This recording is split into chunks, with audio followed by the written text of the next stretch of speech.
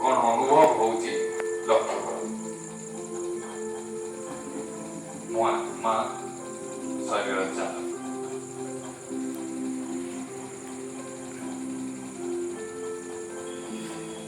अनुभव होउची ना সেটা অনুভব করছিলে কেবে জীবন সারা ଆମ ଶରୀରରେ ଏତେ ଜୋର କମ୍ପନ ହଉଛି ଆମେରିକାରେ ଗୋଟେ ଘର ଅଛି ସେଠି କିଛି ନାହିଁ କାଚର ଘର କଣ ସବୁ ଜିନିଷ ମାନେ ଭିତରେ ଦିଆ ହେଇଛି ବାହାରର ଶବ୍ଦ କିଛି ଶୁଭିବନି ଆପଣ ପଶିଯିବେ ମାନେ ଦୌଡ଼ିକି ପଳେଇ ଆସିବେ କିନ୍ତୁ କିଛି ଥିବନି ଭିତରେ ଏତେ ଭୟ ଲାଗିବ ମାନେ ଭୂତ ଠାରୁ ଶବ୍ଦ ଆହୁରି ଅଧିକା ଭୂତର ଯୋଉ ଶବ୍ଦ ତାଠାରୁ ଏତେ ଜୋର ଭୟରେ ଭୀତ ହେଇଯିବେ ପଳେଇ ଆସିବେ କାହାର ଶବ୍ଦ ଗୁଡା କେବଳ ଆପଣ ପଶିଯିବେ ଘର ଭିତରକୁ କେମିତି ତିଆରି ହେଇଛି ଘରଟା ବାହାରର ଶବ୍ଦ ଜମା ନୁହେଁ ଭିତରକୁ ପଶିବେ ମାନେ ଦୌଡ଼ିବେ କେମିତି ବାହାରକୁ ଆଣିବେ ଯେମିତି କିଛି ନଥିବ ସେଟା ନିଜର ଶବ୍ଦ ନିଜରେ ଆମ ଭିତରେ ଯେତେ ସବୁ ଅଛି ପ୍ରାୟ 1.5 ଲକ୍ଷ ନାଡି ଅଛି 1.5 ଲକ୍ଷ ସେ ନାଡି ସବୁ କାମ ଚାଲିଛି କୁଟୁ କୁଟୁ କୁଟୁ କୁଟୁ ରାତି ଦିନ ହଉଛି ସେଇ ଶବ୍ଦ ଗୁଡାକ ସେଇଟା ଶୁଣିବା ପାଇଁ ସେ ଘରଟା ହେଇଛି ଯେ ଯିବ ନିଜର ଶବ୍ଦ ଶୁଣିବ ଆସିବ ପୁରା ଭୟଭୀତ ହେଇଯିବ ଭୂତ ଭିତରେ ଅଛି ସେଇଥିପାଇଁ ଆପଣ ଯୋଉ କଲେ ଏଠି ଶୁଣିଲେ ଦକ୍ ଦକ୍ ଏଠି ଧରିବେ ଦକ୍ ଦକ୍ ଶୁଣିବେ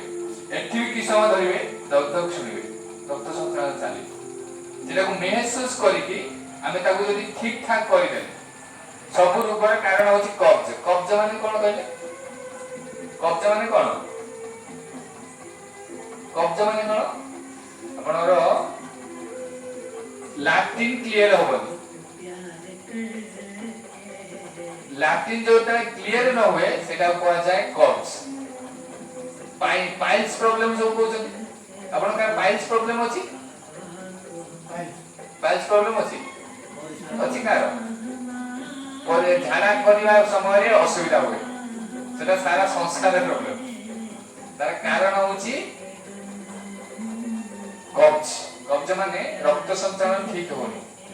ଖାଦ୍ୟ ଠିକ ଭାବେ ହଜମ ହବ ଖାଦ୍ୟ ଯଦି ଠିକ ଭାବେ ହଜମ ନ ହବ କବ୍ଜ ହବ ହଜମ ହଉନି ଖାଦ୍ୟ ଠିକ ଭାବେ ହଜମ ନହେଲେ ଖାଦ୍ୟ ହଜମ ହବା କରିବା ପାଇଁ କଣ କରିବାକୁ ପଡିବ ଆମକୁ ଏଇଭଳି ପ୍ରାଣାୟାମ କରିବାକୁ ପଡିବ ଏକ୍ସରସାଇଜ କରିବାକୁ ପଡିବ ରୋଜ ମଣ୍ଡୁକାସନ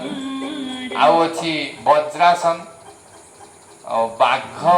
ସିଂହ ଆସନ ଗୋଟେ ଅଛି এইভাবে করিবে বাঘ ভলিয়া হবে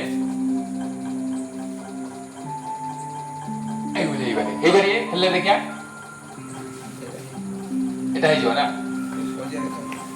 দেখাও ଟିକେ ପ୍ରେସର ହବ କିନ୍ତୁ ବାଘ ଭଳିଆ হবে ଟିକେ